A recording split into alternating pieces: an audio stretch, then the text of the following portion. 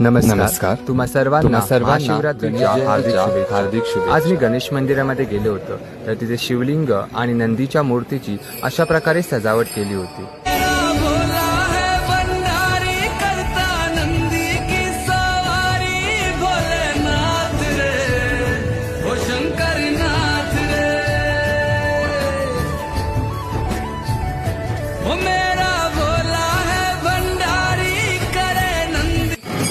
थोड्या वेळाने मंदिरामध्ये पालखी आली आणि आरतीला सुरुवात झाली.